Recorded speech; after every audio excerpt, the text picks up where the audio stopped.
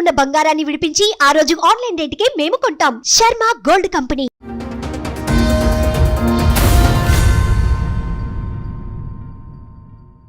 Sir నమస్తే అండి. నమస్తే మేడం. నేను ఇక్కడికి రావడానికి కారణం ఏంటంటే నా వైఫ్ నాతో చీట్ చేసింది madam. 20 years marriage life. 2020 Covid టైంలో నా బిజినెస్ దాదాపు ఒక 35 lakhs. మ్యారేజ్ ఎప్పుడైంది సార్ మీకు? 2005 మేడం. 2005 ఫిబ్రవరి 13th. మీరేం చేస్తారు? నేను ఇదివరకు బిజినెస్ చేస్తాను మేడం. ఏం బిజినెస్ అండి? నాది లాజిస్టిక్స్ అండి, ట్రావెల్స్. 2000 కోవిడ్ వరకు అంతా బాగానే ఉంది మేడం. కోవిడ్లో నేను లాస్ అయిన తర్వాత నా వైఫ్ ఫస్ట్ టైం ఆమె బయటికి, అంటే అప్పటికి 15 years బాగానే ఉన్నట్టు మీ మ్యారిటల్ రిలేషన్? 15. ఉన్నంత. పిల్లలు ఎంతమంది అండి? ఒక బాబు మేడం. మీ వైఫ్ ఏమన్నా పని చేస్తా? ఇప్పుడే స్టార్ట్ చేసింది. 2020 ఎప్పుడైతే కోవిడ్లో లాస్ అయినామో, సో ఎందుకు లాస్ ఎందుకు అయింది? 3 months 6 months కదా కొంచెం బిజినెస్ లాంటి ఇటు పూర్తిగా లాస్ అయిపోయేంత ఎందుకు వెళ్ళారు? అది అంటే ఇప్పుడు నేను sub contract madam. Okay. So ఈ కార్పొరేట్ దాంట్లో ఎంప్లాయీ పికప్ డ్రాప్కి సబ్ కాంట్రాక్ట్ అనమాట. నాది మంత్లీ బిల్లింగ్ వచ్చి 15 నుంచి 20 lakhs ఉండేది. సో అది ఆల్ ఆఫ్ సడన్ క్లోజ్ చేసేస్తున్నారు. ఆల్మోస్ట్ 1 year అసలు మళ్ళీ కంబ్యాక్ కాలేదన్నమాట. సో అట్లా లాస్ అయిన తర్వాత కూడా నేను గివ్ అప్ ఇవ్వకుండా సరే ఏదో బిజినెస్ అని ఇంకో బిజినెస్ అది ఇది ఏదో చేస్తున్నాను. అంటే అంతకు ముందు ఎర్న్ చేసింది ఉంటుంది కదా 15 years లో, కొంత అదేమీ లేదా? అంటే ప్రాపర్టీస్ కొనో ఏదో అట్లాంటిది ఏం లేకుండా మేడం. ఇంకా అక్కడ వరకు అయిపోయింది. ఎప్పుడైతే ఈమె జాబ్ చేస్తా అంటే ఆమె నమ్మి పంపించడం జరిగింది. ఓకే. సో మీరు 1 year సఫర్ అయ్యారు కాబట్టి కనీసం ఇద్దరు తోడుగా ఉంటే బెటర్ అని తను జాబ్ చేస్తానని ఇంట్రెస్ట్ చూపించింది, మీరు పంపించారు. అంటే ఏ పనికి వెళ్ళింది ఆవిడ? యాక్చువల్గా ఆమె డెసిగ్నేషన్ తెలియదు, ఆమె శాలరీ తెలియదు, ఎక్కడ జాబ్ చేస్తుంది కూడా చెప్పలేదు. ఫస్ట్ టైం అమ్మాయి జాబ్కి వెళ్ళినప్పుడు ఏమండి నాకు ఇంత శాలరీతో ఆఫర్ వచ్చిందండి అని కామన్ గా షేర్ చేసుకుంటారు కదా. అవన్నీ ఏం లేదు. అయితే 3 months అయిపోయింది.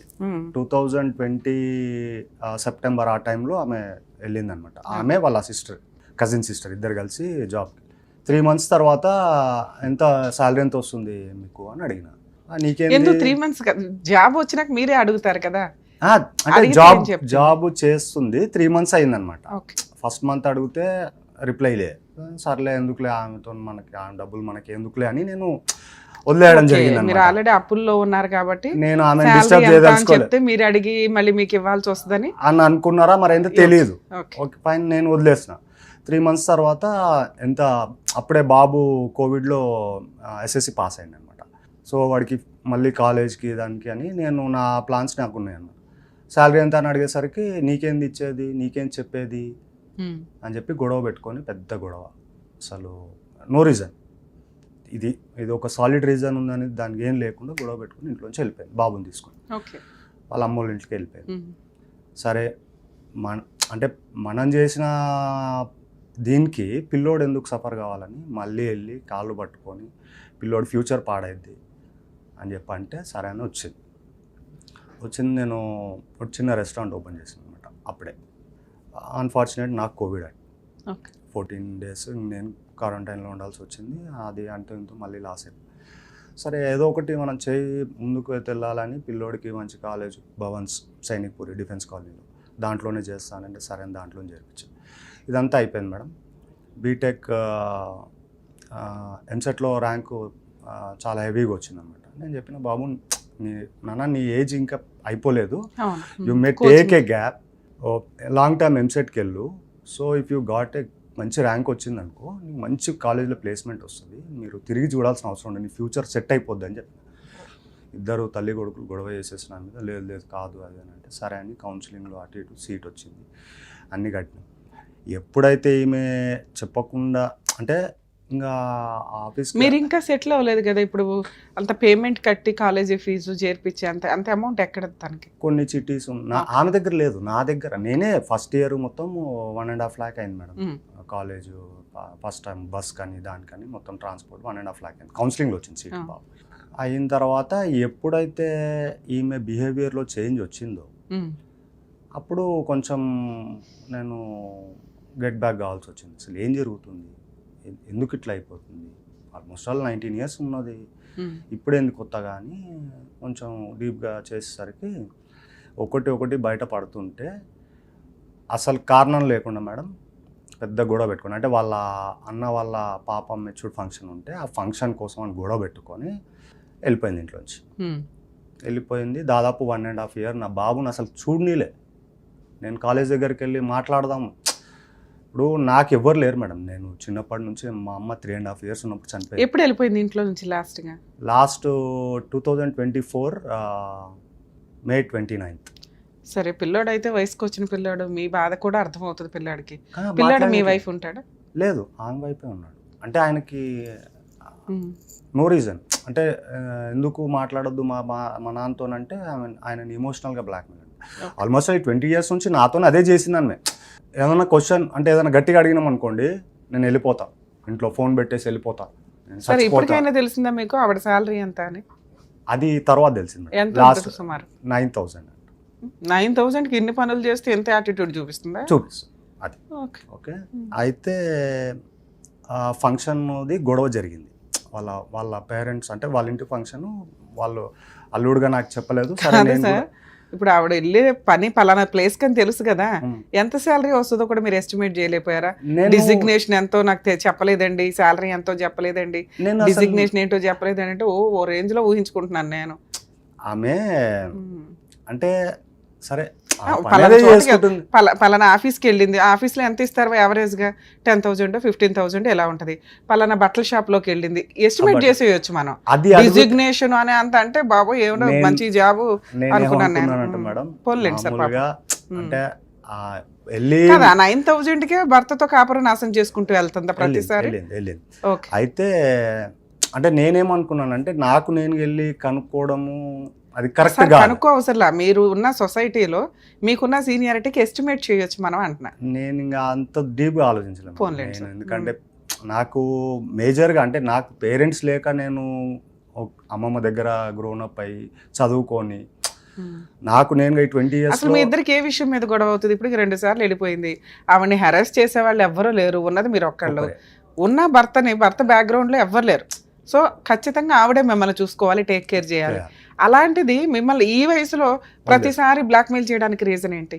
ఆమెను ఏం అడగొద్దు అంటే ఏం అడుగుతారు మీరు? ఫ్రీడమ్, మొత్తం ఫ్రీడమ్ ఇచ్చేయాలంటే ఆమె ఎవరితోనైనా తిరిగినా ఏం అడగొద్దు.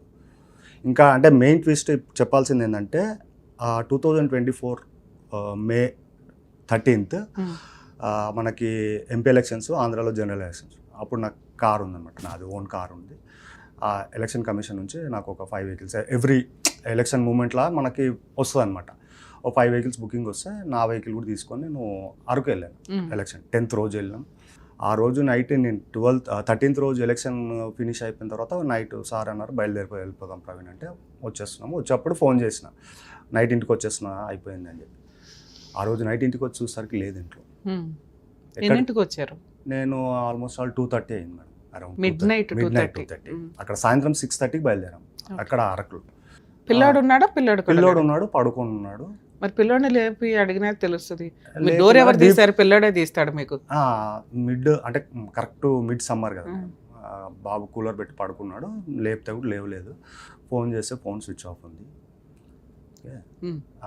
ఇంకా ఈ విషయం మార్నింగ్ వరకు వెయిట్ చేశాను, ఫోన్ స్విచ్ ఆఫ్ వస్తుంది. టెన్షన్ అయిపోయింది, ఎక్కడికి వెళ్ళింది ఫోను అది అని. పొద్దున్న 5:30-6 వరకు వెయిట్ చేసి ఇంకా నాకు కూడా ఓపిక లేక పడుకున్నాను. వచ్చింది, ఆ పని చేసుకుంది, వెళ్ళిపోయింది. ఇంకా మళ్ళీ ఆఫీస్కి వెళ్ళిపోయింది తన పనికి. ఎక్కడికి వెళ్ళిందో తెలియదు. ఇంకా అప్పటి నుంచి స్టార్ట్ అయింది మేడం. వచ్చినాక అడుగుంటారు కదా సార్, చాలా అసలు నాకు అటాచ్ అవ్వట్లే మీరు చెప్పే స్టోరీ. ఆవిడ ఆవిడ ఇట్లా ఉత్తిన భర్తను వదిలేరు కదా 20 ఏళ్ల కాపురం చేసి. అదే కదా మేడం, ఇప్పుడు ఏది అడిగినా గానీ అడిగితే సమాధానం చెప్పాలి కదా, చెప్పకుండా ఎందుకుంటారు? ఆ 13th తర్వాత 1 week తర్వాత సండే రోజు టైం దొరికింది. మిడ్ నైట్ ఎక్కడికి వెళ్ళిందో చెప్పకుండా ఉండరు కదా సార్. మీ కామన్ ఫ్రెండ్స్, పక్కింటోళ్ళు, ఎదురింటోళ్ళు, మీకు పరిచయాలు ఉంటాయి కదా, పోనీ వాళ్ళని పిలిచి రాత్రి ఎక్కడికి వెళ్ళిందంటే అడిగితే ఇంత గొడవ పడుతుంది ఈ అమ్మాయి అని అనొచ్చు కదా మేడం. నేను ఏదైతే అపార్ట్మెంట్ లో ఉన్నానో అందరికీ తెలుసు ఈమెని. అంటే ఏదన్నా మనం అడిగినాం అనుకోండి నోరు వేసుకొని పడిపోద్ది. Simple reason. సరే, మార్నింగ్ లేచినాక మీ అబ్బాయిని అడిగారా? కాలేజ్కి వెళ్ళిపోయాడు. నేను నైట్ అంతా మీ దగ్గర ఏది ఆన్సర్ లేదేంటి సార్? సరే, తర్వాత ఇంకా అప్పటి నుంచి అడిగి మళ్ళీ 1 week తర్వాత ఏంది అసలు ఎక్కడికి వెళ్ళినావు, ఆ రోజు నైట్ అంతా లేవనంటే ఇంకా స్టార్ట్. నేను ఎందుకు లేను, నేను ఇక్కడే ఉన్నా. ఓకే, అదే దబాయింపు. నేను మ్మ్. ఇక్కడే ఉన్నా, నువ్వే చూడలేదు, అసలు నోరిప్పితే అబద్ధం మేడం. తర్వాత ఏమైంది? తర్వాత ఏముంది, ఇంకా ఆ ఫంక్షన్ది గొడవ నాకు చెప్పకుండా సరే వెళ్ళిండ్రు, అయిపోయింది, వచ్చేసినారు. వచ్చిన తర్వాత ఇద్దరు బాబుకి కాలేజ్ నుంచి ఫోన్ చేస్తున్నారు, సార్ బాబు రావట్లేదు కాలేజ్కి అది అని అంటే, బాబుకి ఫోన్ చేసి ఏమైందన్న ఇంకా కాలేజ్కి వెళ్తలేవు అంటే, లేదు పాప వస్తున్నాం ఇంటికి అన్నాడు. ఫంక్షన్ అయిపోయి 3 days అయింది, వచ్చిండు. అసలు ఏంది ఇది, కాలేజ్కి వెళ్ళి నువ్వు టైంపాస్ చేయొచ్చు కదా, ఎందుకు ఇక్కడ అంటే, లేదు క్లాసెస్ కావట్లేదు అంటే, ఏదైనా కానీ అటెండెన్స్, ఇది బీటెక్ కదా, అటెండెన్స్కి మళ్ళీ ప్రాబ్లం అయింది, ఫస్ట్ వెళ్ళండి మీరు కాలేజ్కి, అక్కడ ఏం చేసినా నడుస్తుంది, ఇక్కడ ఉండొద్దు అని చెప్పి వాడికి చెప్తుంటే, ఈమె పక్క నుంచి వచ్చి వాడి ఇష్టం, వెళ్తే వెళ్తాడు లేకపోతే లేదు, నువ్వు ఓడి సరే, చెప్పాలి. మీరు ఏది చెప్పినా మీ ఆవిడ యాక్సెప్ట్ చేయదు, మీ ఇద్దరికి ప్రతి విషయంలో మీరు తుమ్మినా తప్పే, తుమ్మకపోయినా తప్పే. అంతే. నెక్స్ట్ ఏంటి చెప్పండి? నెక్స్ట్ టైం ఉంది మేడం, అయితే ఈ అన్నీ జరిగిన తర్వాత గొడవ జరిగింది నైట్. ఆ రోజు ఇంకా వాళ్ళని అంటే ఈ 20 yearsలో కొట్టింది లేదు మేడం, ఏ రోజు చెయ్యి చేసుకుంది లేదు. నేను లిటరల్గా 13.5 years 14 years అవుతుంది. బాబు పెద్దగా అవుతున్నాడు, అంటే నేను తాగేది కూడా మానేసిన అనమాట, పిల్లోడు పెద్దగా అవుతున్నాడు, ఇక్కడ నన్ను చూసి ఇంపాక్ట్ అవుతుంది. మీరు డ్రింక్ కూడా చేసేవాళ్ళు? 13 years అయింది మేడం. మానేసా? మానేసి పిల్లోడు పెద్దగా అవుతున్నాడు, వాడెక్కడ ఇంపాక్ట్ అవుతాడు నన్ను చూసి అని చెప్పి అది కూడా మానేసా. ఇవన్నీ జరిగి గొడవ అయింది, పిఎస్లో కంప్లైంట్ ఇస్తే అక్కడికి వ్యక్తి వస్తాడు అనమాట, ఒక అతను పోలీస్ స్టేషన్కి. నీకేం ప్రాబ్లమ్స్ ఉన్నాయో రాసేసాయి, డివోర్స్ ఇచ్చేసాయి, నేను చూసుకుంటాను. ఎవరా వ్యక్తి? అప్పటి వరకు కూడా తెలియదు నాకు. ఓకే. ఎస్ఐ గారిని అడిగిన, ఈయన ఎవరండి అంటే, ఫ్యామిలీ మ్యాటర్ ఎవరు పడితే ఒకటి అడ్వకేట్ అవ్వాలి, లేదా పెద్ద మనిషి అవ్వాలి, లేదా వాళ్ళ ఫ్యామిలీ మెంబర్స్ మీకు తెలుస్తారు, చుట్టాలు. ఈయన ఎవరండి, ఎస్ఐ గారిని అడిగాను, ఈయన ఎవరండి, మా ఫ్యామిలీ విషయంలో ఈయన ఎందుకు అవసరం, మేము మాట్లాడుతున్నాం. ఆయనకు చెప్పినాను, బాబు మీరు బయటకు వెళ్ళండి, ఒక 5 minutes మేము మాట్లాడుతున్నాం అండి. లేదు వీళ్ళ కోసం వచ్చిన, నేను ఈమె కోసం వచ్చిన అని చెప్పి ఎస్ఐ గారు ముందనే చెప్తారు. ఎస్ఐ గారు నన్ను నించోబెట్టి ఒక వల్గర్ వర్డ్ యూజ్ చేశారు. ఎస్ఐ కొండలని మల్కాజ్గిరి పిఎస్లో వల్గర్ వర్డ్ యూజ్ చేస్తున్నారు నన్ను నించోబెట్టి. ఎప్పుడు సార్, ఎప్పుడు జరిగింది incident? 2024 May 38. Okay. Vulgar word use చేస్తున్నాడు. ఇంకా వాళ్ళని కూర్చోబెట్టి వాళ్ళ వర్షన్ విని పిటిషన్ రాయించినాడు. నేను ఇచ్చిన పిటిషన్ పక్కన పెట్టేసి, ఇంతకీ ఆయన ఎవరు వచ్చిన తోడు ఈమె బాయ్ ఫ్రెండ్ ఇద్దరు. దాదాపు 2020 ఎప్పుడైతే నేను ఈమెను క్వశ్చన్ చేయడం మొదలు పెట్టినానో అప్పటికే వాడు ఫ్రీగా డ్రెస్లు ఇస్తాడంట. అదే అనుటెక్స్లో జాబ్ చేస్తాడు వాడు, పర్చేజర్ అనమాట. సో అదేంది శాంపిల్కి వచ్చిన డ్రెస్సులు. సో మీ మీద కేసు 498 కేసు రిజిస్టర్ చేసింది. ఓకే. తర్వాత కేసులు వేసారా? లేదు మేడం. అయితే నాకు ఈ 1.5 year ఇంకా నన్ను ఇబ్బంది పెట్టిన అనమాట. ఇబ్బంది అంటే మామూలు కాదు మేడం. అంటే వీళ్ళు ఇల్లీగల్గా ఉన్నారనేది నేను ఇంకా నమ్మలేదు అప్పటికి. నేను 19 years సంసారం చేసినాం మనం, అంత ఈజీగా నేను నమ్మలేకపోయినా. ఆల్ ఆఫ్ సడన్ ఇంకా డివోర్స్ ఇవ్వమంటే ఇయ్యనన్నది. సరే పోనీ, నేను ఇది కూడా చెప్పిన, మీకు ఇట్లనే ఉండాలనిపిస్తుంది కదా, ఉండు, బాబు నా దగ్గర పంపి, నాకు వాడే కావాలి, మీరు ఎవరితో పని లేదు, నాకు వాడే ప్రపంచం, వాడే కావాలి, నీకు నెలకు 10,000 నేను పంపిస్తాను అని చెప్పిన. లేదు పంపాను, నీకు 50,000 మెయింటెనెన్సా, ₹1,00,000 మెయింటెనెన్స్ వేస్తాను నీ మీద అని చెప్పి హరాస్ చేసింది. ఎప్పుడైతే లాస్ట్ 2025 May మిడ్ టైంలో ఇద్దరు రెడ్ హ్యాండెడ్గా సూపర్ మార్కెట్లో దొరికారనమాట. ఇద్దరు వాడిని కొట్టడం జరిగింది. నేను సూపర్ మార్కెట్లో ఇలా ఎందుకు ఉంటుంది సార్? అయ్యో మేడం, అది రెగ్యులర్ ప్లేస్ అంట వాళ్ళది. ఓహో. షాప్, ఇప్పుడు షాప్లో చేస్తున్నారు కదా. సూపర్ మార్కెట్లో ఏదో కూరగాయలు కొనడానికో లేదా సరుకులు కొనడానికో వెళ్తారు. లేదు వాళ్ళు మీకు అక్కడ రెడ్ హ్యాండెడ్గా దొరికేదేమో లేదు, ఫ్రెండ్షిప్లో వెళ్ళారని మనం అనొచ్చు. కానీ అక్కడ నేను ఎంక్వైరీ చేసిన తర్వాతనే అక్కడ అంటే వీక్లో 3 times ఇద్దరు అక్కడికి రావడము, కలుసుకోవడము, అక్కడే మాట్లాడుకోవడం. ఎందుకంటే ఇక్కడ ఆల్రెడీ ఆర్గనైజేషన్లో అందరికీ తెలిసిపోయింది వీళ్ళు ఇల్లీగల్ రిలేషన్. వీడు మొత్తం బట్టలు ఇస్తాడంట, అంటే వేసుకోవడానికి, మొత్తం పార్కింగ్లో వీళ్ళు చేసే పనులు, ఏదో పనులు అన్నీ చెప్పేస్తారు మేడం. ఎప్పుడైతే నాకు బాధ అయ్యి నేను ఆర్గనైజేషన్ అప్రోచ్ అయితే ఓనర్ గారు ఏం చేశారు, కరెక్టే అమ్మా, నువ్వు చెప్పింది కరెక్టే, మీకైతే కొంత ఎవిడెన్స్ అయితే ఉంది ఆవిడకి ఎక్స్ట్రా మ్యారిటల్ అఫైర్స్ ఉన్నాయని. పిల్లాడు మీరు ఆవిడ సపరేట్ అయిపోయి 1 year అవుతుంది, 1.5 year అవుతుంది. 498 కేసు ఒకటి రన్నింగ్ లో ఉంది. మీకు స్టేషన్ బెయిల్ ఇచ్చారు. డైవర్స్ కేసు కానీ డొమెస్టిక్ వైలెన్స్ కానీ డైవర్స్ కేసు అయింది, డైవర్స్ అయిపోయింది. విడాకులు కూడా వచ్చినాయి. వచ్చినాయి. మ్యూచువల్ డైవర్సా? Mutual divorce. అంటే వీళ్ళు ఎప్పుడైతే రెడ్ హ్యాండెడ్ గా దొరికినారో సార్ మీరు డైవర్స్ కు ఒప్పేసుకున్నారు. వాడు నన్ను బెదిరిస్తాడు మేడం. అదే ఏదైనా కలిగేది 498 క్లోజ్ అయిపోయిందా? 498 క్లోజ్ కాలేదు. అప్పుడు మ్యూచువల్ డైవర్స్ ఎందుకు ఇచ్చారు? ఆమె ఒప్పుకున్నది, MOU రాశారు, నేను అన్ని కేసులు 498 క్లోజ్ అవ్వాలి కదా. అది చేయరంట ఇప్పుడు. ఎందుకు? నా మీద ఇంకా పగ సాధించడానికి. అప్పుడు మ్యూచువల్ డైవర్స్ ఎందుకు ఇచ్చారు సార్ మీరు? నేను అసలు అదే చెప్తున్నాను ఏదో మేడం. papers వాడు ఏదో తెచ్చారా? నన్ను ఒక రేంజ్ లో భయపెడుతున్నాడు వాడు. ఉమ్. నువ్వు కనుక ఇవ్వకపోతే, ఒప్పుకోకపోతే. ఏ కోర్టులో అయింది మీకు mutual divorce? Medchal Malkajgiri. Okay, mutual divorce అయిపోయి ఎంత కాలం అయింది? September first. మొన్న సెప్టెంబర్ లో అయ్యింది. సరే ఇక్కడికి ఎందుకు వచ్చారు? నాకు అన్యాయం జరిగింది మేడం. నా వైఫ్ నన్ను మోసం చేసింది. నేను మోసపోయినందుకు నాకు బాధ లేదు. ఎవరు లేరు, ఇవాళ ఉంటారే పోతా, మేబీ ఎప్పుడు దేవుడు తీసుకుపోతాడో వెళ్ళిపోతా. కానీ అన్యాయం చేసినందుకు ఇప్పుడు వాడి ఫ్యామిలీ మళ్ళీ ప్రాబ్లం కావద్దు. ఆమె కూడా ఆడకూతురే మేడం. ఎవరైనా ఆడవాళ్ళే.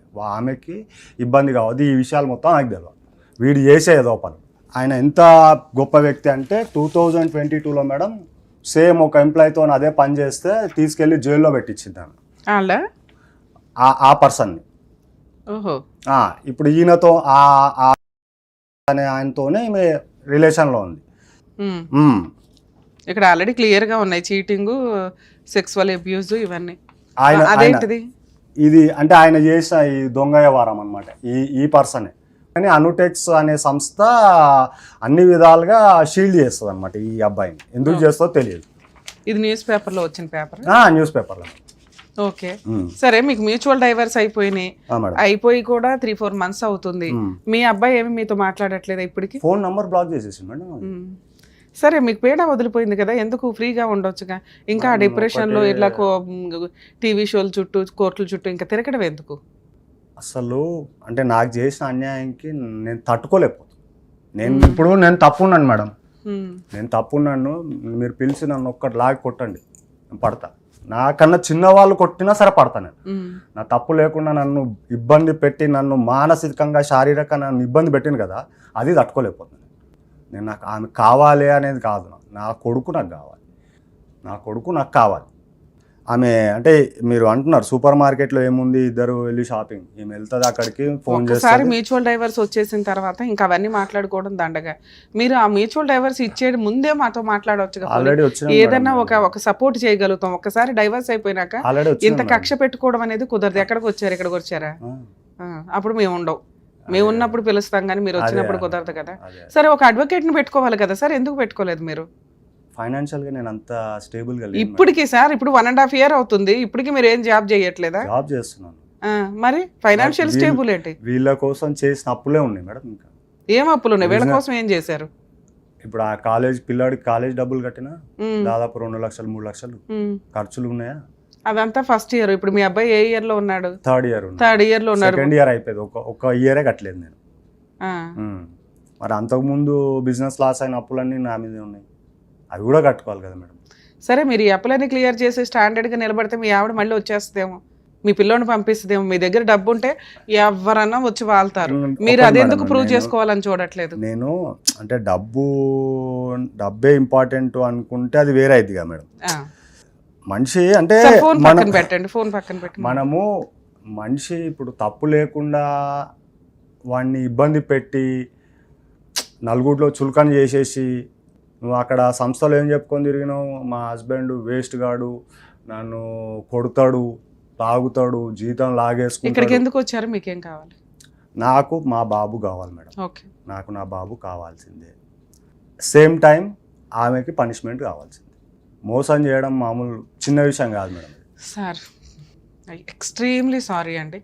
ఎందుకంటే లీగల్ ప్రొసీడింగ్స్ ఏవి ఉంటాయో దాన్నే మీరు కోర్టుల ద్వారానో అడ్వకేట్ల ద్వారానో ఇంకొకటి టైం సఫర్ అవ్వకుండా మా వంతు ప్రయత్నంగా ఏదో సోషల్ సర్వీస్గా ఇక్కడ కూర్చొని కొంత టైం ఇస్తుంటాం. పాపం మీరు అన్నారు నాకు కష్టం వచ్చినప్పుడు మేము సుమన్ టీవీ దగ్గరికి వచ్చామండి, ఆ టైంకి షో లేదు అని చెప్పి. యాక్చువల్గా మేము ఉండే బిజీకి మేము ఎప్పుడో మంత్లో ఒక 3-4 times వీళ్ళకి టైం ఇస్తే ఆ రోజే ఒక్కొక్కసారి 10 episodes midnight దాకా షూట్ చేస్తూ ఉంటాం. సో దానివల్ల మీకు ఇన్ టైంలో న్యాయం దొరకలేదని నా ఫీలింగ్. వన్స్ మ్యూచువల్ డైవర్స్ అయిపోయిన తర్వాత లీగల్ ప్రొసీడింగ్స్ అనేవి ఇంకా ఉండవు. 2 మీ అబ్బాయి విషయం. ఈ 2 విషయాలు మనం మాట్లాడదాం. నిజంగా ఏ తప్పు చేయకుండా చాలా కేసుల్లో జెంట్స్, మెయిన్గా హస్బెండ్స్ సఫర్ అవుతున్నవి రీసెంట్గా మనం ఎక్కువ చూస్తున్నాం. లేడీస్ అక్రమ సంబంధాలు పెట్టుకొని వెళ్ళిపోవడం, లేదా ఫోర్స్ఫుల్గా ఫాల్స్ కేసులు ఫైల్ చేసి, ఫాల్స్ ఎలిగేషన్స్ తోటి కేసులు ఫైల్ చేసి హస్బెండ్ ఫ్యామిలీ మెంబర్స్ని సఫర్ చేయడం, ఇక ఎంతో కొంత కాంపెన్సేషన్ తీసుకొని మ్యూచువల్కి వెళ్ళటం. సరే, కాంపెన్సేషన్ తీసుకుని మ్యూచువల్కి వెళ్ళినా పర్వాలేదు, ఫాల్స్ కేసులు వేసి సంవత్సరాల తరబడి తిప్పిచ్చేస్తూ ఉంటారు. ఈ ఎపిసోడ్లో మనం రికగ్నైజ్ చేయాల్సింది ఏంటి అంటే, ఇన్ టైంలో లీగల్ సపోర్ట్ అనేది ఎక్కడో అక్కడి నుంచి తీసుకోవాలి. జెంట్స్ పోలీస్ స్టేషన్కి వెళ్తే మ్యాక్సిమం లా లేదు కాబట్టి వాళ్ళకి నిజం తెలిసినా పాపం కొన్ని సందర్భాల్లో పోలీసులు తీసుకోరు. కనీసం ఒక అడ్వకేట్ని పెట్టుకొని, ఈ అమ్మాయి ఎక్స్ట్రా మ్యారిటల్ అఫైర్స్ పెట్టుకొని నన్ను ఎట్లా ఇబ్బంది పెడుతుందండి అని, అలాగే ఫాల్స్ కేసులు వేసి ఇబ్బంది పెడుతుందని కొంచెం లీగల్గా నోటీసులు పంపించడం. ఎందుకంటే ఆ టైంలో కొంచెం మెంటల్ టెన్షన్తో ఉంటాం కాబట్టి తీసుకునే డెసిషన్స్ రాంగ్గా ఉంటాయి. కొంత గ్యాప్ రావాలి, కొంత ఒక 6 months 1 year గ్యాప్ తీసుకున్నాక డెసిషన్స్ తీసుకోండి. వదిలేయాలా, ఉంచుకోవాలా, ఫైట్ చేయాలా అని. అవి స్టార్టింగ్లో బిలో 5 years మ్యారిటల్ రిలేషన్ అంటే ఒక ఆలోచన విధానం. కానీ 20 years వెనకాల బ్యాక్గ్రౌండ్లో పేరెంట్స్ లేరు, ఫ్యామిలీ బ్యాక్గ్రౌండ్ లేదు అంటే ఇప్పుడు తోడు పూర్తిగా ఉండాల్సింది భార్య. వాళ్ళిద్దరి మధ్య గొడవలు జరిగినాయి ఫైనాన్షియల్ ఇష్యూ మీద. అంటే నాకు అర్థమవుతున్న దాని ప్రకారం ఈయనకి విపరీతమైన అప్పులు అయిపోయినాయి. సో ఇంటి మీద గ్రిప్ పోయింది. ఆవిడ ₹1 తెచ్చుకొని ఇంట్లో సరుకులు ఇవి తింటున్నప్పుడు, ఒక స్త్రీకి సహజంగా మనకు తరతరాలుగా అలవాటైపోయిన విషయం ఏంటంటే, భర్తే పోషించాలి, భర్తే తిండి పెట్టాలి. సో భర్త పోషిస్తున్నాడు కాబట్టి డామినేషన్స్ ఎక్కువ ఉంటాయి. కానీ ఇలా ఈ వైఫ్ విషయానికి వచ్చేసరికి ఎప్పుడైతే తను ఫైనాన్షియల్గా సంపాదించుకోవడం స్టార్ట్ చేసిందో ఆటోమేటిక్గా ఆవిడ ఆలోచన విధానం మారిపోయింది. విచ్చలవిడితనం అలవాటయ్యింది. సంపాదించేది భర్త అయినా భార్య అయినా ఇద్దరూ ఈక్వల్గా కుటుంబాన్ని 2 చక్రాల్లాగా ముందుకు తీసుకొని వెళ్ళాలే తప్ప ఆయనే పెట్టాలి, ఆయన పెట్టకపోతే ఊరుకోను అని అనటం కానీ, లేదా నేను పెడుతున్నాను కాబట్టి ఆయన బానిసలాగా ఉండాలి, లేకపోతే వీడు వేస్ట్ అనుకుని బయటికి వెళ్ళిపోవడం అనేది పాపం కింద లెక్క. లా పనిష్మెంట్ ఆ తర్వాత మాట్లాడుకుందాం. సో కనీసం మనుషులుగా పుట్టినప్పుడు కొంచెం మోరల్ వాల్యూస్తో ఉంటే బాగుంటుంది అనేది నా ఉద్దేశం. ఈ కేసులో మనం వినాల్సిన ఇంకొక పాయింట్ ఏంటంటే, పోలీసులు యాక్చువల్గా ఒక దారుణమైన మాట మాట్లాడారండి అని ఆయన ఫీల్ అవుతున్నారు. చాలా సందర్భాల్లో ఇప్పుడు ఇంకా కంట్రోల్ అయ్యారు. లా తెలియటం వల్ల, జనాలకి అవేర్నెస్ రావడం వల్ల, పోలీస్ స్టేషన్లో సీసీ కెమెరాలు ఉంటేనే కాస్త వాళ్ళు కొంత పద్ధతిగా మాట్లాడుతున్నారు. కానీ మేబీ వాళ్ళ క్రిమినల్స్ని చూసు లేకపోతే హెవీ వర్క్ వల్ల నోరు జారి మాట్లాడడం అయితే కామన్గా జరుగుతుంది. అట్లా మాట్లాడే రైట్స్ ఏ పోలీసులకి లేదు. మీరు కనుక అట్లా హర్ట్ అయితే వాళ్ళ మీద హ్యూమన్ రైట్స్ కమిషన్లో కంప్లైంట్ ఫైల్ చేయొచ్చు. అనవసరమైన కేసుల్లో మిమ్మల్ని అరెస్ట్ చేసి కొట్టి బూతులు మాట్లాడితే కనుక పోలీసులకి అగైనెస్ట్గా కేసు ఫైల్ చేయడానికి చాలామంది భయపడతారు. కానీ భయపడాల్సిన అవసరం లేదు. వాళ్ళు గవర్నమెంట్ ఎంప్లాయీస్, మనకి సర్వెంట్స్ కింద లెక్క. మనం ట్యాక్సెస్ పే చేస్తుంటే వెళ్తుంది. మన ప్రొటెక్ట్ చేయాల్సిన వ్యక్తులు, మన డిగ్నిటీని కాపాడాల్సిన వ్యక్తులు, వాళ్ళు కాపాడుతారు. ఎక్కడో ఒక చోట అరాపరా ఉంటారు. అలాంటి వ్యక్తుల మీద మీరు కంప్లైంట్ ఇవ్వాలంటే హ్యూమన్ రైట్స్ కమిషన్లో కంప్లైంట్ ఇవ్వచ్చు. అలాగే హైకోర్టులో రిట్ పిటిషన్ కూడా ఫైల్ చేసుకోవచ్చు. ఇది కొంచెం అవేర్నెస్తో ఉండండి. అందుకనే ఒకప్పుడు అరెస్టులు చేసి 24 hours కాదు, 3 days 5 days కూడా ఉంచేసేవాళ్ళు. అరెస్ట్ చేస్తున్నది రికార్డులో చూపించకుండా. అందుకే ఇప్పుడు ప్రతి చోట సీసీ కెమెరాలు పెట్టారు. వాళ్ళు కూడా 90% పద్ధతిగానే ఉంటున్నారు. ఎక్కడో 1 ఉంటే మీరు హర్ట్ అవుతే వాళ్ళ మీద లీగల్ యాక్షన్ తీసుకోవచ్చు. ఇక 2 ఫ్యామిలీ డిస్ప్యూట్కి వచ్చేసరికి, సార్ మీ విషయంలో వన్స్ మ్యూచువల్ డైవర్స్ అయిపోయిన తర్వాత, మ్యూచువల్ డైవర్స్ తీసుకునేటప్పుడే పాత బాకీలన్నీ క్లియర్ చేసుకోవాలి. అంటే పాత పెండింగ్ కేసులు.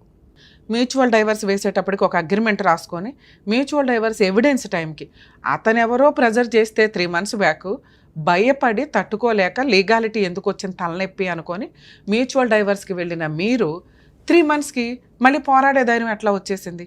అదే వ్యక్తితో కదా, వినాలి అదే వ్యక్తితో కదా మీరు పోరాడాలనుకుంటున్నారు. మీరు ఒక అడ్వకేట్ని పెట్టుకున్నారు, ఆయన సూసైడ్ చేసుకొని చనిపోయాడు. ఆయనకున్న పర్సనల్ ప్రాబ్లమ్స్ వల్ల. దీనివల్ల మీకు ఇన్ టైంలో న్యాయం ఒకటి జరగలేదు. సో ఇక్కడ మీకు ఏం చెప్తున్నానంటే, ఏదన్నా కానీ మీరు ప్రెజర్ ఫీల్ అయ్యి మ్యూచువల్ డైవర్స్ ఏదైతే తీసుకున్నారో అది 100% కరెక్ట్. ఎందుకంటే రాను అనే ఒక స్త్రీని బలవంతంగా ఈడ్చుకొచ్చి మీ పక్కన కూర్చోపెట్టడం కుదరదు. తప్పు చేసి వెళ్ళిపోయింది కదండి, ఆవిడకి పనిష్మెంట్ పడాలంటే కర్మ ఇండియాలో ఎక్స్ట్రా మ్యారిటల్ అఫైర్స్కి పనిష్మెంట్ లేదు. మీ తిరగడని ఆ సెక్షన్ ఎత్తిపడేశారు. మరి అది ఏమన్నా ఏదో రోజు రియలైజ్ అయ్యి మళ్ళీ ఇంప్లిమెంట్ చేస్తే తప్ప అప్పటిదాకా ఇలా వెచ్చలవిడిగా తిరిగే జెంట్స్ తిరుగుతూనే ఉంటారు, తిరిగే లేడీస్ తిరుగుతూనే ఉంటారు. సంసారాలు నాశనం అవుతాయి. జనాలందరూ కూడా వినాలి సార్, జనాలందరూ కూడా ఎవరికి వాళ్ళు ఇండివిజువల్ లైఫ్ అనే దాని మీద విచ్చలవిడిగా తిరుగుతున్నారు ఈ రోజున. ఎవరిని మనం మాట్లాడడానికి లేదు, మన జాగ్రత్తలో మనం ఉండడం తప్ప. 2, మ్యూచువల్ డైవర్స్ ఇచ్చే టైంకే మీరు 498 కేసు కూడా క్లోజ్ చేయించుకొని ఉంటే ఈరోజు వాళ్ళెవరో మీరెవరో. సో వన్స్ మ్యూచువల్ డైవర్స్ అయిపోయినాక ఆవిడ మీ ఇంటి మీదకి వచ్చి గొడవ పడితే తప్ప మీరు ఆవిడ మీద ఎటువంటి కేసులు వేయటం కుదరదు. అందుకనే మేము హెల్ప్ చేయలేమండి అంటున్నాం. చట్టమే లేనప్పుడు నేను వచ్చి ఏం కేసు వేస్తాను, రమ్య గారు మీకు తెలియదా అంటారు. అదే చట్టం ఉండి మీరు మ్యూచువల్ డైవర్స్ ఇవ్వకుండా ఉంటే ఈరోజు మీ ఆవిడతో నేను ఫోన్ మాట్లాడి అతనితో ఫోన్ మాట్లాడేదాన్ని, ఏంటయ్యా ఏంటని. మీ గురించి ఏదో ఎంత చెప్తారు వాళ్ళు, వాళ్ళ గురించి మీరు ఎంత చెప్పారు కాబట్టి కామన్గా ఈ 2 ఏదైతే మాట్లాడతామో మనం కౌన్సిలింగ్ ద్వారానో లేకపోతే మీకు ఏదైనా పూర్తి న్యాయం చేయడము, పిల్లాడి విజిటేషన్ రైట్స్ ఇప్పించడం, ఇట్లా ఏదో కండిషన్లు పెట్టేవాళ్ళం. సో ఇప్పుడు ఆ స్టేజ్ లేదు. ఆవిడ మీ మీద ఏ కేసులు వేయడానికి లేదు, మీరు ఆవిడ ఇంటికి వెళ్ళి గొడవ పడితే తప్ప, ఆవిడ గురించి బూతులు స్ప్రెడ్ చేస్తే తప్ప పర్సనల్గా వైఫ్ అండ్ హస్బెండ్ అనే కేసులు వేయడానికి లేదు. ఆ ఉన్న 498 కేసు కూడా మీరు మ్యూచువల్ డైవర్స్లో రాసుకొని ఉంటారు. ఈసారి జడ్జి గారి దగ్గర అది పెడుతూ ఉండండి, ఎవిడెన్స్లు తీసేసి కేసు క్లోజ్ చేయడానికి అవకాశం ఉంది. ఇక బాబు విషయానికి వస్తే మీ అబ్బాయి మేజర్, మీ అబ్బాయి మీద ఎటువంటి చట్టం ఇంప్లిమెంట్ అవ్వదు. తండ్రితో ఉండు, తల్లితో ఉండు, తండ్రితో మాట్లాడు, తల్లితో మాట్లాడు అని చెప్పేవి. అలా నా కొడుకు నాతో మాట్లాడాలండి అని మనం ఏ కోర్టుకి కూడా వెళ్ళలేం. ఈరోజు నేను మీ అబ్బాయితో ఫోన్లో మాట్లాడాను అనుకోండి, వెళ్ళి మీ వైఫ్కి చెప్తాడు, ఆవిడ మళ్ళీ వెళ్ళి ఆవిడ బాయ్ ఫ్రెండ్కి చెప్తుంది. ఆయన వచ్చి ఎరా నీకు మ్యూచువల్ డైవర్స్ ఇప్పించిన తర్వాత మళ్ళీ పిల్లాడి విషయంలో ఇది చేస్తున్నావా. పిల్లాడికే ఊహ తెలిసి ఇది 3 months, మేబీ ఇంకో 1-2 years అయితే పిల్లోడు రియలైజ్ అవుతాడు ఎవరు ఏంటి అని. బయట వ్యక్తి సొంత నాన్న. అలా పిల్లాడు రియలైజ్ అయ్యి నాన్న ఎలా ఉన్నావు అని అడిగే టైంకి మీరు కొంచెం ఈ అప్పులు తీర్చుకొని ఈ మెంటల్ టెన్షన్ నుంచి బయటపడి సైకలాజికల్ డిప్రెషన్ ఏదైతే ఉందో అది కొంచెం అవాయిడ్ చేసుకొని ఫైనాన్షియల్గా మీరు సెట్ అయితే ఖచ్చితంగా మళ్ళీ వీళ్ళిద్దరు మీ వెనక వస్తారని నేను అనుకుంటున్నా. ఇక్కడ మీకు నిజంగా న్యాయం చేయాలంటే మీకు మీరు చేసుకోవాల్సిన ప్రొసీడింగ్స్ లా ప్రకారం ఫెసిలిటీస్ లేవు. ఆ అతని మీద మనం ఎటువంటి యాక్షన్ తీసుకోలేము, ఎందుకంటే ఈవిడే కట్ చేసుకున్నాక అతని మీద ఏమీ చేయడానికి లేదు. వీళ్ళు ఎవరన్నా మీకు థ్రెట్టింగ్ కాల్స్ చేస్తే రికార్డ్ చేసి పెట్టండి. ఇతను ఎవరన్నా కానీ ఏ పిల్లోడికి ఫోన్ చేస్తున్నామంటే ఏంటి, ఎవరు నువ్వు మాట్లాడడానికి అటు అని ఏదైనా పెడితే అవి రికార్డ్ చేసి ఒక అడ్వకేట్ని పెట్టుకొని ప్రైవేట్ కంప్లైంట్ ఫైల్ చేసుకోండి. మేడం యాక్చువల్గా వీళ్ళిద్దరి విషయము ఇట్లా రెడ్ హ్యాండెడ్గా దొరికినారు సూపర్ మార్కెట్లో అని వాళ్ళ పేరెంట్స్కి మాట్లాడదామని పోతే వాళ్ళు ఇట్లా ఇంజూరీ చేశారు నన్ను. సార్ మీకేం చెప్పాను, మ్యూచువల్ డైవర్స్ కాకముందు మేడం అయిన తర్వాత ఇవి ఏవి మాట్లాడుకునే రైట్స్ మీకు లేవు. అలా మాట్లాడితే ఆవిడ గౌరవానికి భంగం కలిగినట్టు లెక్క. అంతకుముందు జరిగిన విషయంలో మీకు అంత దెబ్బ తగిలితే మీరు క్రిమినల్ కేసు వేసుకోలేకపోయారు. వేసాను మేడం, వేస్తే అదే చెప్తున్నాను మీకు పాయింట్. దానికే సెటిల్మెంట్కి వచ్చారు వాళ్ళు, నీ అంతు తేలుస్తాం ఆ టూట్ అని. మీకు ఆల్రెడీ వెనకాల బలగం లేదు, దీనివల్ల మీరు ఏదో ఒకటి ముందు పేడ వదిలితే చాలలేదు. మీకు అదే చెప్పా, ఇన్ కేస్ ఆ టైంకి నేనున్నా మీకు అన్ని కేసులు సెటిల్మెంట్ చేసి మ్యూచువల్ డైవర్సే ఇప్పిస్తాం. వాళ్ళకి పనిష్మెంట్ పడేదాకా పోరాడ మనం మిమ్మల్ని, ఎందుకంటే 3 to 5 years పడతాయి. అప్పుడైనా ఫైనల్ దేనికి, మ్యూచువల్ డైవర్స్కే. ఆ మ్యూచువల్ డైవర్స్ ఆఫర్ అయితే మీకు ముందే వచ్చేసింది. దేనివల్ల వచ్చింది, మీరు వాళ్ళ ఇంటికి వెళ్ళటం, ఆవిడ పరువు తీయడం, ఇవన్నీ చేస్తుంటే అమ్మో ఈయన ఎట్లయినా కానీ మన పరువు తీస్తాడు, దానికంటే ఫ్రీగా మ్యూచువల్ డైవర్స్ ఇచ్చేయడం బెటరు అని ఇచ్చేసింది. మీకు ఈ మ్యూచువల్ డైవర్స్ వాల్యూ ఈరోజు తెలియదు, కానీ ఒక స్టేజ్ తర్వాత ఓకే ఫ్రీగా తీసుకోవడం వల్ల ఫాల్స్ కేసుల నుంచి బయటపడ్డాను రా బాబా అని అనుకోండి. ఆ ఉన్న 498 కేసు కూడా అది ఆటోమేటిక్గా క్లోజ్ అవుతుందండి మీరు కొంచెం రెగ్యులర్గా వెళ్తూ ఉంటే. సరేనా, ధైర్యంగా ఉండండి sir. Thank you. Mutual divorce తీసుకునే లోపే పాత ప్రీవియస్ కేసెస్ ఏమైనా అలాగే భవిష్యత్తులో కేసెస్ ఏమైనా అన్నీ కూడా మ్యూచువల్ డైవర్స్ ఆర్డర్స్ లోపే క్లోజ్ అవ్వాలి. లేదా దానికి సంబంధించి ఒక MOU రాసుకొని ఉంటే కొన్ని సందర్భాల్లో మ్యూచువల్ డైవర్స్ ఆర్డర్ కాపీతోటి 498 క్లోజ్ చేయడం అనేది జరుగుతూ ఉంటుంది. ఇవి పర్ఫెక్ట్గా ఉండేలాగా చూసుకోండి. ఒక అగ్రిమెంట్లో ఉన్న కండిషన్స్ ఇంప్లిమెంట్ అవ్వకపోతే ఆ మెమో ఆఫ్ అండర్స్టాండింగ్ తోటి వాళ్ళ మీద చీటింగ్ కంప్లైంట్ వేయడానికి పనికొస్తుంది. అలాగే ఇక్కడ జెంట్స్ విషయానికి వచ్చేసరికి నిజంగా మ్యూచువల్ డైవర్స్కి వెళ్ళటం ఎప్పుడు వాళ్ళకి బెస్ట్ ఆప్షన్. ఎందుకంటే వాటి మీద అప్పీల్ అనో లేకపోతే లోయర్ కోర్ట్స్లోనో more than 5 years ఫైట్ చేయడం అనేది చాలా ఇబ్బందికరమైన విషయం. ఈయన కేసులో కొంచెం న్యాయం జరిగినట్టే లెక్క వాళ్ళు మ్యూచువల్ డైవర్స్ ఇచ్చేసి, ఎందుకంటే వాళ్ళ పర్సనల్ లైఫ్లోకి ఈయన తొంగి చూస్తూ వాళ్ళ పరువు తీస్తున్నాడన్న ఉద్దేశంతో కాంపెన్సేషనే లేకుండా డైవర్స్ ఇచ్చేసినట్టు. కానీ మానసికంగా ఒక బాధ అనేది ఉంటుంది. ఏ తప్పు చేయకుండా వాళ్ళే ఎదురు తప్పు చేసి కేసులు వేస్తామని భయపెట్టి మ్యూచువల్ డైవర్స్ తీసుకున్నట్టు లెక్క. సో ఇట్లాంటి టైం ఉన్నప్పుడు మీరు రియలైజ్ అయ్యి అరే మ్యూచువల్ డైవర్స్ బెటర్ పేడా వదిలించుకుందామంటే హ్యాపీ, లేదా నాకు ఇంకా బాధ ఉందండి అంటే ఆ బాధ తీరే వరకన్నా ఫైటింగ్ చేయండి, లేకపోతే ఇలా డిప్రెషన్లోకి వెళ్ళాల్సి వస్తుంది. 10-20 ఏళ్ల కాపురంలో భార్య లేదు, ఉన్న ఒకగానొక కొడుకు, కనీసం ఫోన్ కూడా అటెండ్ అవ్వటం లేదు, ఏ తప్పు చెయ్యని వ్యక్తి అని మనం అనుకుంటే సరిపోదు. వాళ్ళిద్దరిని మాట్లాడితే కొంత క్లారిటీ వస్తుంది. ఎందుకంటే ఏ స్త్రీ కూడా, చాలామంది స్త్రీలు, ఏ స్త్రీ కాదు, 20 ఏళ్ళు కాపురం చేసిన భర్తను వద్దు అనడానికి మేజర్గా మనకు కనిపించేవి ఏంటంటే మేబీ ఈయన డ్రింకర్ అయ్యి ఉండొచ్చు, 13 years బ్యాక్ మానేసాను అంటున్నారు. కానీ లాక్డౌన్లో ప్రాబ్లం, ఫైనాన్షియల్ ప్రాబ్లం అనేది, అప్పులు అనేవి ఏ భార్య అన్నా పక్కన నుంచి ఉంటుంది. అప్పుల కోసం భర్తను వదిలేయడం అనేది ఉండదు. ఇతని మాటలు కానీ అనుమానం కానీ తనకే కష్టం ఉంది, ఏదైనా కానీ కాంపెన్సేషన్ లేకుండా డైవర్స్ ఇచ్చింది కాబట్టి కొంతవరకు ఆవిడ పాపని ఆవిడని వదిలేసి ఈయన కొంచెం రియలైజ్ అయితే బెటర్. పోలీసుల ద్వారా కష్టం అనిపిస్తే, అలాగే పోలీస్ స్టేషన్స్లో మీకు ఏమైనా పోలీసుల ద్వారా కష్టం అనిపిస్తే హ్యూమన్ రైట్స్ కమిషన్లో కంప్లైంట్ ఇవ్వండి, హైకోర్టులో రిట్ పిటిషన్ వేసుకోవచ్చు, లేదా హైకోర్టులో లీగల్ సెల్ అథారిటీ ఉంటుంది, వాళ్ళకన్నా మీరు కంప్లైంట్ రేస్ చేస్తే కొంచెం వాళ్ళకి క్లారిటీ అనమాట, ఏంటి ఏ పోలీసులు ఎట్లా ఉంటున్నారని. వాళ్ళ మీద సీక్రెట్గా ఎంక్వైరీలు నడిపిస్తూ ఉంటారు. పోనీ మీరు డైరెక్ట్గా కంప్లైంట్ ఇవ్వకపోయినా ఆ ఎంక్వైరీల వల్ల వాళ్ళ క్యారెక్టర్స్ ఏంటని, ఎందుకంటే మిమ్మల్ని ఒక్కళ్ళనే హెరాస్ చేయరు, తర్వాత హెరాస్ చేస్తూనే ఉంటారు, ఎక్కడో అక్కడ దొరుకుతారు ఎవిడెన్స్ తోటి. సో ఈ ప్రాసెస్లో మ్యూచువల్ డైవర్స్ తీసుకునేటప్పుడు 100% జాగ్రత్తగా ఉండడం బెటర్.